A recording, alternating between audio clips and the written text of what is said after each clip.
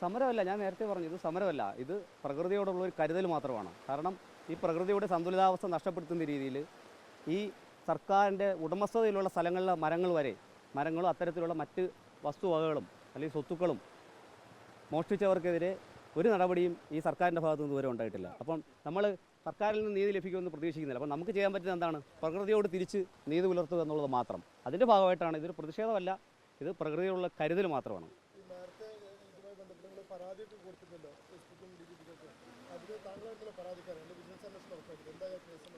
അല്ല, അതിനകത്ത് പരാതിക്കാരനായ എൻ്റെ മൊഴി ഇതുവരെ 7 മാസമായിട്ട് വിജിലൻസ് രേഖപ്പെടുത്തിയിട്ടില്ല.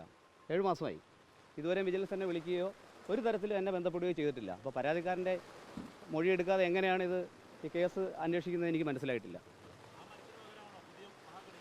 അല്ല, ഒരു മരത്തിന് പകരം 1,00,000 മരങ്ങൾ വെച്ചാലും പകരമാവില്ല.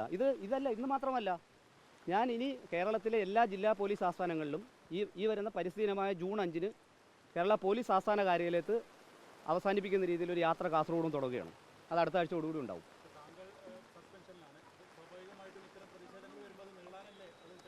അല്ല, ഞാൻ അതിനെക്കുറിച്ച് ബോധേടല്ല. കാരണം ഇവിടെ 2 വർഷവും 3 വർഷമായിട്ട് സസ്പെൻഷനിലിരിക്കുന്ന ഉദ്യോഗസ്ഥന്മാരുണ്ട്, ഒരു തെറ്റും ചെയ്യാതെ. മനസ്സിലായില്ലേ? കൃത്യമായി ഒരാൾ അഡ്മിറ്റ് ചെയ്തു, ഞാനിത് മോഷ്ടിച്ചു എന്ന് അഡ്മിറ്റ് ചെയ്തു. നിങ്ങളെല്ലാം കേട്ടതാണല്ലോ, നിങ്ങളെല്ലാ ചാനലുകളും അത് ടെലികാസ്റ്റ് ചെയ്തതാണ്. അയാൾ അഡ്മിറ്റ് ചെയ്തത്. ആ അഡ്മിറ്റ് ചെയ്തിട്ടും അയാൾ കുറ്റക്കാരനല്ലെന്ന് പറയുന്നത് എനിക്ക്. അതെ അതെ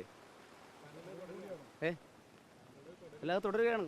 സ്വാഭാവിക നീതിയുടെ നിഷേധം മാത്രമാണത്.